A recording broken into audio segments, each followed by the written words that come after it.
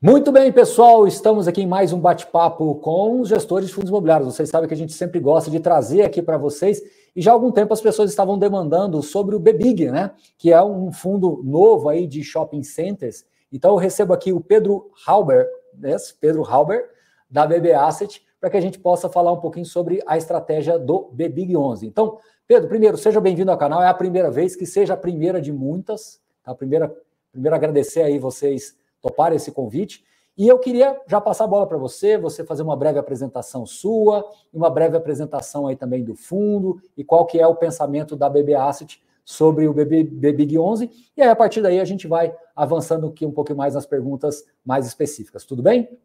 Tudo bom, Baroni, obrigado. Eu que agradeço pela oportunidade de estar aí, de conversar com vocês. Então, eu sou o Pedro Halber, né? Sou aqui o responsável pelo time de crédito privado daqui da BB Asset, né? Está comigo aqui, além de outras estratégias, o BBIG 11, o fundo imobiliário, que é a pauta de hoje. Minha carreira foi toda em mercado de capitais. Desde 2008, eu atuo na parte de estruturação, distribuição de mercado de capitais, de produtos de mercado de capitais. E desde outubro de 2023, eu aceitei o desafio de ir para o outro lado da mesa, olhar essa estruturação, né, olhar esses produtos estruturados pelos bancos de investimento. Então, eu passei também pelo UBS BB, Banco de Investimento, antes de vir para cá.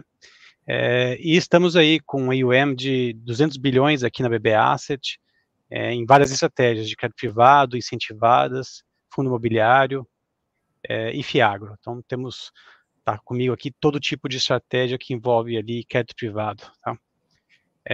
E, particularmente, o BBIG 11, né, o BB Premium Malls, faz parte da nossa visão, né, de entrar ali no produto estruturado, mas do jeito BB Asset, ou seja, com ativos premium, com segurança, resiliência, com visibilidade, né? Então, o nosso público, ele gosta de produtos diferentes, estruturados, mas que tenha também a nossa marca ali de governança e de visibilidade de caixa, sabe? De uma previsibilidade ali, né? E aí a Iguatemi caiu como uma luva, né? Porque eles são uma das principais, se não a principal empresa do setor de shoppings. A Iguatemi, desculpa te interromper, Pedro, imagina. A Iguatemi, qual que é a parceria entre BB Asset e Iguatemi? Quais são os termos, né, gerais? Perfeito. Esse é muito bom ponto, né? Porque entrar nesse segmento de shoppings, né? Claro que a gente poderia entrar ali analisando do ponto de vista financeiro, mas a gente entende que é muito, muito importante, assim, agrega valor ter alguém com experiência histórica no setor, tá? Então, a Iguatemi entra como consultor imobiliário, ela nos auxilia aí na busca de ativos, na sua análise, e nas negociações, nas conversas, a gente entendeu que seria melhor ainda se a gente tivesse não só a Iguatemi como consultor, mas se nesse acordo de consultoria, além dessa obrigação deles, né, dessa contratação deles para mostrar todas as oportunidades que chegam a eles, né, de aquisição de ativos, de shoppings, que eles também adquirissem esses shoppings junto com o BBIG 11. Para quê? Para ter um alinhamento de interesses. Então, a gente quis diferenciar de uma tese, e aliás, nada contra essa tese, tá? Mas a gente quis se diferenciar em relação a outras estratégias de reciclagem de ativos, né? Ou seja, que são as empresas administradoras querendo reciclar e para uma outra oportunidade, para uma estratégia em que a gente está no plano de negócios da administradora. Ou seja, estamos associados ali, claro que não em todo o rol de ativos da Iguatemi, obviamente, mas vamos nos associar à Iguatemi em alguns projetos específicos, e a gente acredita que entrando junto com eles, a gente tem um upside, porque ao entrar com eles, a gente está participando de um ativo em que eles vão entrar, ou seja, um ativo novo. Então, a Iguatemi vai passar a ser administradora, como é o caso do Shopping Rio Sul, ou é um ativo que eles vão ser mais relevantes, então vai ter mais governança, mais controle. E essas duas situações, a gente entende que eles vão agregar valor, né? E a gente, junto com eles, com a nossa visão financeira, tá? Em suma, eles são, então, o nosso consultor, mas, ao mesmo tempo, são co-investidores conosco desses ativos. É isso que eu ia dizer, exatamente. Esse co-investimento é o que denota o alinhamento de interesses aí ao longo do tempo, né? Mas eu queria te fazer uma outra pergunta, né? Vocês já nasceram grandes, né? Ou seja, quase 1 bi de patrimônio. Aí o fundo demorou um pouquinho para fazer a primeira alocação, vocês posicionaram o fundo até para defender melhor o caixa em CRIs, e depois vocês anunciaram uma compra relevante do Shopping Rio Sul, no Rio de Janeiro. Desenha para a gente como é que está o fundo hoje sobre essa ótica de patrimônio, de divisão de patrimônio, e como é que você espera estar aí nesse curto, médio prazo. Legal.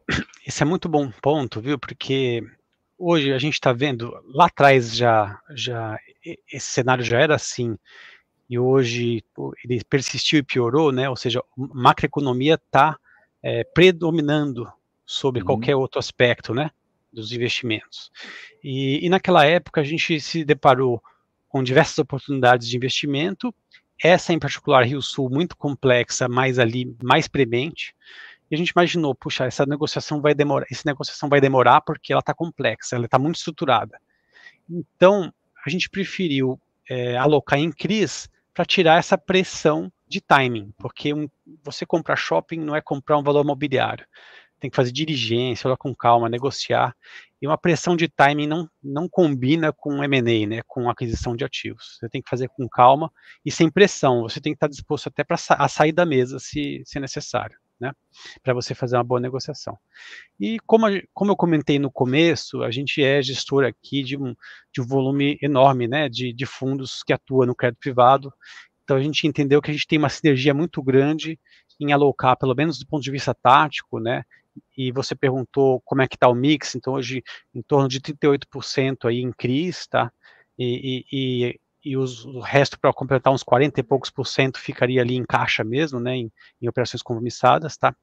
E esses CRIs, a gente está diversificado em mais de 20 ativos, a gente tem ali no nosso relatório, mais especificamente, como é que está, setorialmente, mas essencialmente são CRIventures, tá? São CRIs, a gente brinca, né, CRIventure, né, mas são CRIs de empresas listadas, com governança, então é bem plain vanilla ali, bem tranquilo, é mais porque a gente fez ali antes de comprar o Rio Sul, era para, obviamente, rentabilizar, mas depois da aquisição do Rio Sul, a gente está rentabilizando o Sellers Finance, né? Então a gente fez um pagamento 70% à vista, 30%, né? Perdão, a conta ficou mais de 100%. 70, 15, 15. Então 70 agora, 15 no ano que vem e 15 no ano seguinte, né? E esse caixa que fica ali conosco, né? A gente deixa eminentemente nesses CRIs, tá? Eles dão mais ou menos 110% do DI, tá? Esses CRIs. Então é aí que a gente gera o valor. Vamos imaginar que a gente viaje no tempo aqui, chegamos lá em 2026. Qual que vai ser a exposição do Rio Sul dentro do patrimônio do fundo?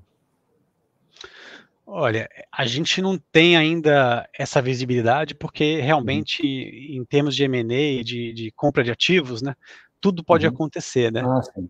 E não, aí eu vou refazer a pergunta.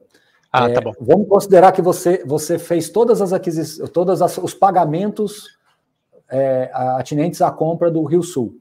Né? Quantos por cento que o Rio Sul vai representar no patrimônio do fundo? Eu vou fazer a pergunta dessa forma. Entendi. Seria pelo menos 2/3 do fundo, né? Pelo menos 2/3 do fundo. Ok, então sobraria 1/3 do fundo para aquisições de outros shoppings. É isso mesmo. Okay. É isso mesmo. Enquanto não vier, você tem o caixa sendo remunerado, enfim, então você tem o fundo em condições de honrar esse compromisso da compra do Rio Sul sem, assim, ter nenhum tipo de necessidade de caixa adicional. Apenas está o CRI ali que tem super liquidez, é isso. É isso, eu tenho hoje recursos, né, para pagar tudo. Na verdade, refinando a conta, é 80/20 que ficaria lá, 80/20. 80/20, ok.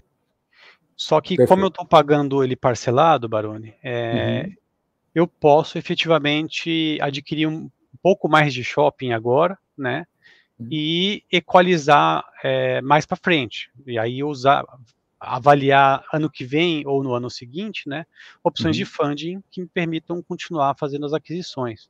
Tá? Perfeito. Então, por isso que eu falei que é um mundo muito, muito dinâmico, né? Não, exatamente. Gestão de recursos, ainda mais um fundo desse porte, com certeza é dinâmico, né? É isso mesmo. E Pedro, falando em resultados, né, vocês tiveram um aumento na distribuição, correto? Perfeito. O que você pode falar sobre essa questão das receitas do fundo, que enfim, como é que o cotista, né, o investidor do BBIG11, deve observar aí os próximos meses do fundo? Bacana. Aliás, então, eu vou dar um disclosure aqui, né? Lembrando que shopping centers, pessoal que nos acompanha aqui, vocês já sabem, mas não custa lembrar que shopping center tem sazonalidade de distribuição. Então, a minha pergunta aqui é no sentido macro, né? No sentido maior aí para vocês. Perfeito. É um bom ponto. Tem um 13º ali em janeiro, né? Uhum. Mas como a gente está hoje de distribuição, tá? Cada vez que a gente está se aproximando mais ali do ativo, né?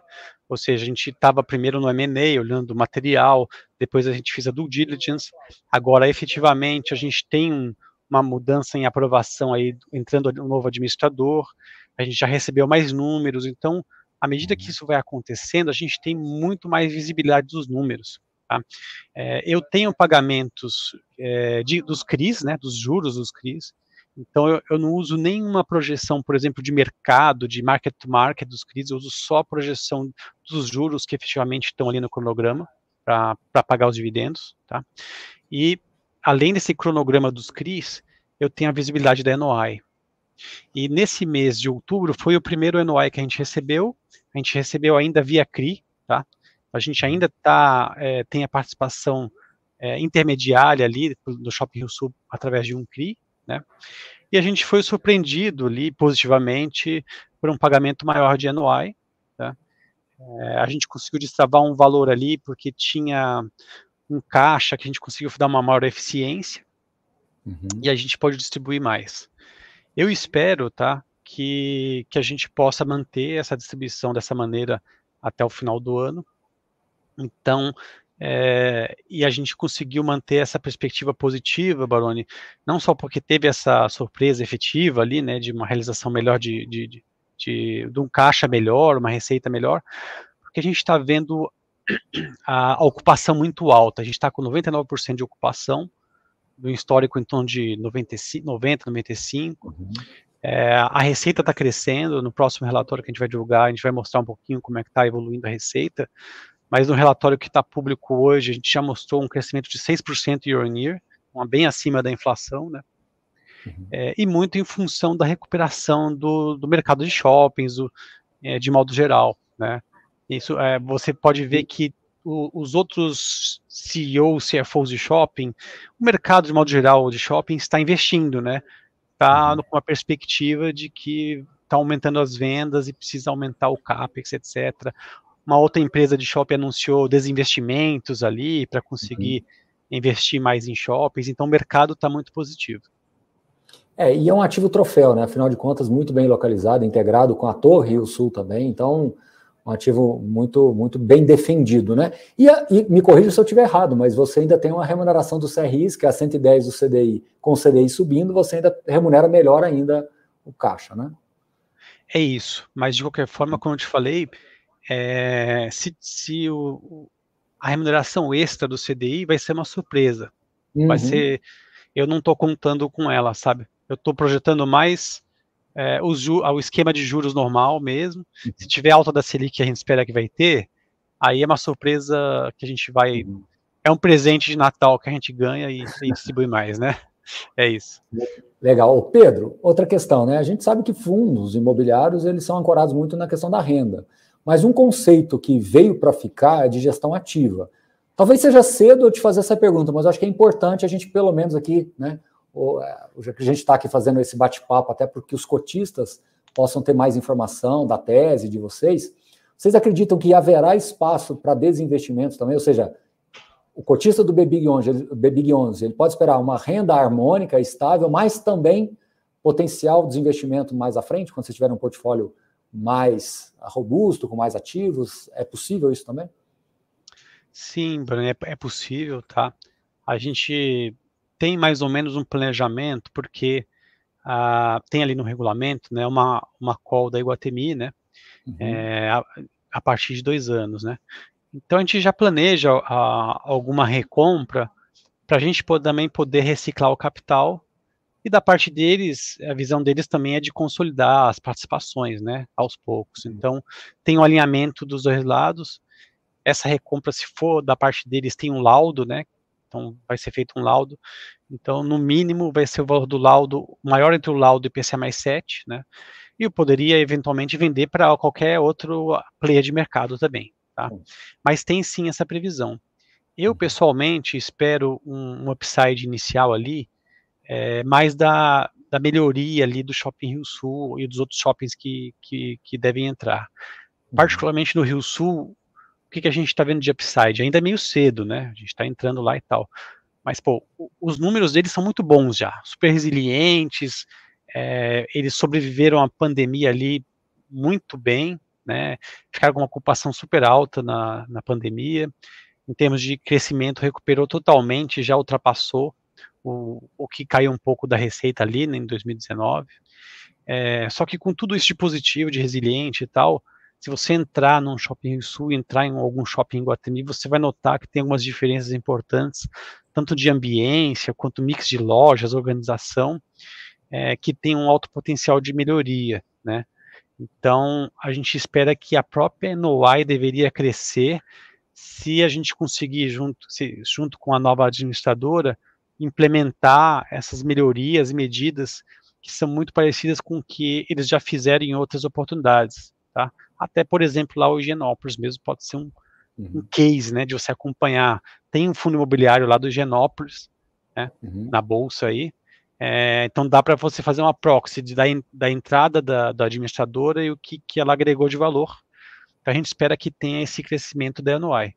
Como você sabe bem, ensina, né, a gente tem o preço do imóvel, né, ou da bolsa, ou qualquer coisa, ela é uma derivada da expectativa futura, né, das receitas, né. Então, ou o cotista vai ganhar essa receita aumentando mais, a NOI aumentando, ou ele vai ganhar dessa perspectiva futura, né, desse upside, que realmente, por exemplo, o mix de lojas é algo que demora realmente um pouco mais, né, para ser feito, né. Mas de modo geral a gente espera ter esse upside ali do valor do Rio Sul e dos outros ativos, né, realmente tem uma alta perspectiva ali de ganho de capital, se a gente conseguir implementar o que já foi feito em outros shoppings ali. Perfeito. Ô Pedro, aliás, vamos dar um passinho atrás, que eu acho que é importante que você tocou numa questão que alguns investidores ainda não entenderam muito bem. Como é que funciona essa call de 2 anos? Vocês podem acionar essa call para eles comprarem, eles podem acionar também essa opção. Como é que é o desenho desta operação? Acho que é importante a gente detalhar isso um pouquinho melhor para o cotista do BB. Claro. A gente está muito associado ali, né? Então, a Iguatemi, como consultora, ela tem que ofertar para a gente todo o investimento, né? Que ela se depara ali, né? Que ela analisa, né? Então, para a gente ter um balanço nessa relação, né? A gente tem uma call que é por parte deles, tá? De adquirir esses ativos, para eles poderem também formar um pouco mais de sociedade ali nesses ativos que a gente adquire em conjunto, né? Eles irem caminhando para ter uma consolidação. O fundo, ele não vai ficar eternamente nos ativos, né? Então, a gente já tem ali na Iguatemi uma saída ali prevista, mas se fosse uma obrigação também, ia entrar no balanço deles lá, né? Não ia ser muito bom do ponto de vista ali de alavancagem. Você me permite te interromper? Não, Você me claro. permite? Só para não perder a linha de raciocínio. Então vocês compraram lá o Rio Sul, né? A Iguatemi também comprou uma participação, confere? Isso mesmo, é isso mesmo. Daqui 2 anos, a Iguatemi pode falar assim, olha, Pedro, eu vou acionar aqui o meu gatilho e eu quero comprar a parte de vocês que está aí. É exatamente isso. Até 50%, né? E eles têm que pagar no mínimo o que tiver num laudo, né? Um laudo comprovar de valor, ou IPCA mais 7. Tá? Perfeito. É isso. Então, até 50% da posição que você detém hoje, não é isso? É isso. Então, por hipótese, você tem 200 milhões num shopping center. Daqui 2 anos, a Iguatemi pode comprar até 100 milhões com base no laudo ou IPCA mais 7. É isso. É isso mesmo. É isso. E ela não é obrigada, é uma opção. Ela pode ou não executar, não é certeza que ela vai acionar, certo? É uma opção da parte dela. E do lado de vocês, existe uma opção de você forçar essa venda para eles ou não? A opção é só do lado de lá? Não tem, até porque, como eu tinha comentado, né, isso viraria uma obrigação no balanço deles, e acaba perdendo todo o sentido do caso aqui, né? Sim, você tem razão. Toda a lógica que tem, né, de comprar, é um equity que ampara a compra deles no final do dia, né? Então, imagina que esse fundo vá crescendo, o tanto e onerar muito o balanço dele se você colocar todas essas opções lá, né? Concordo plenamente com você. Exatamente.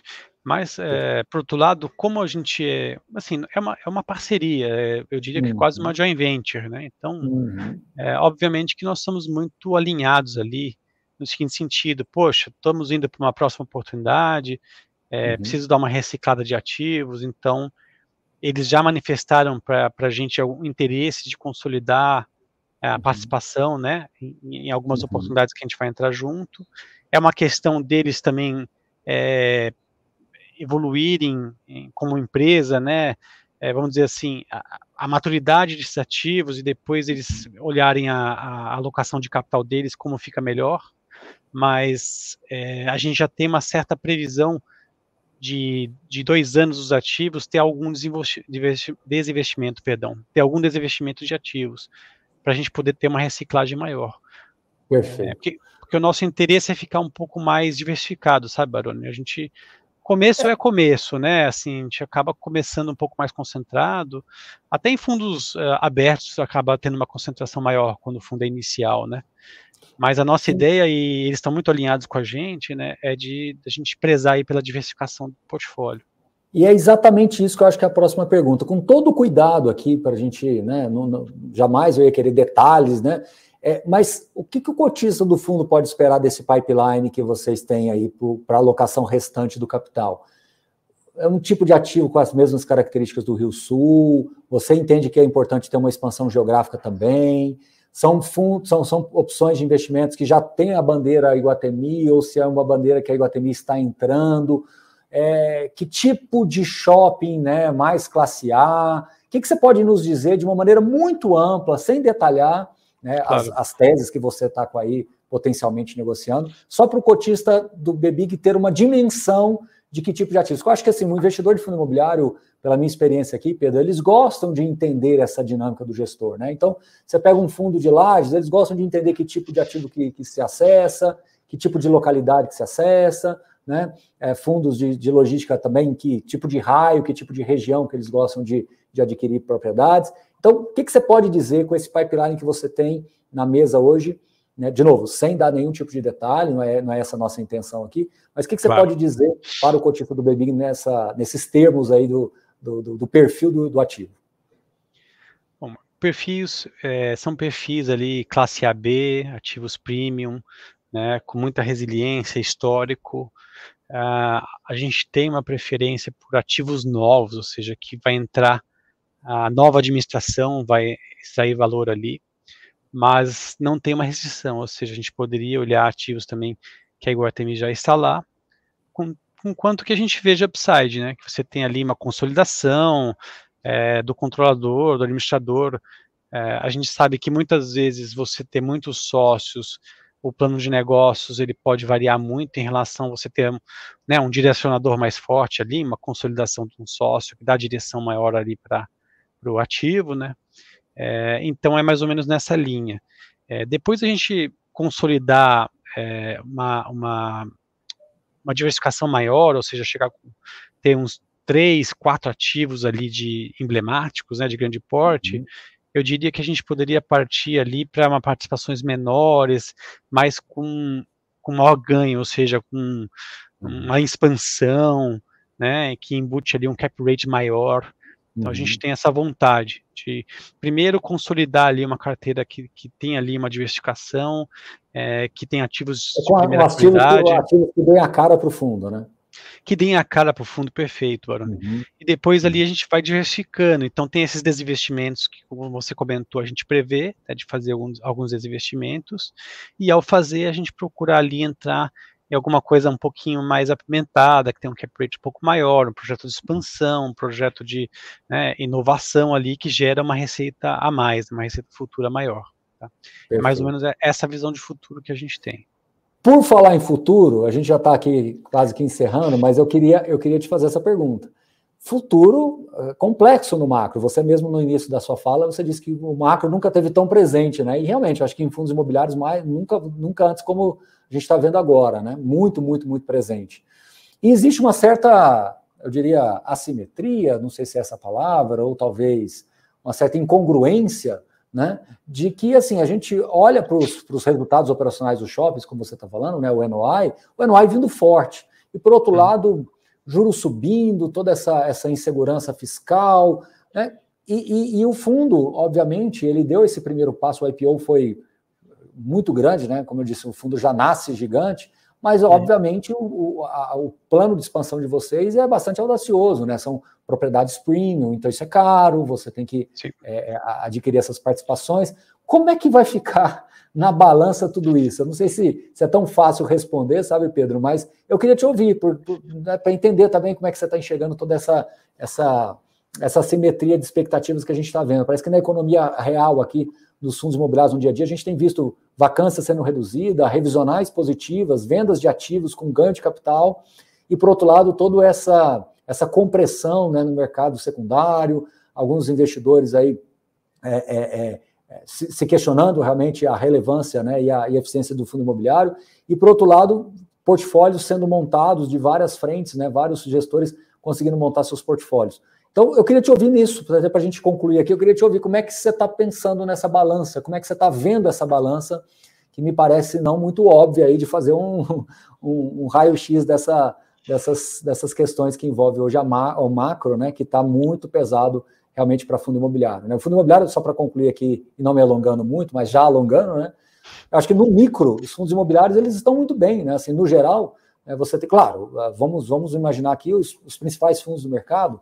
No micro eles estão muito bem, né? Os rendimentos estão relativamente estáveis, você tem uma vacância estável, você tem alguns fundos com um pouco de alavancagem, mas na média, aqueles que tinham que dar problema já na verdade já deram, e hoje a gente está com muito mais estabilidade.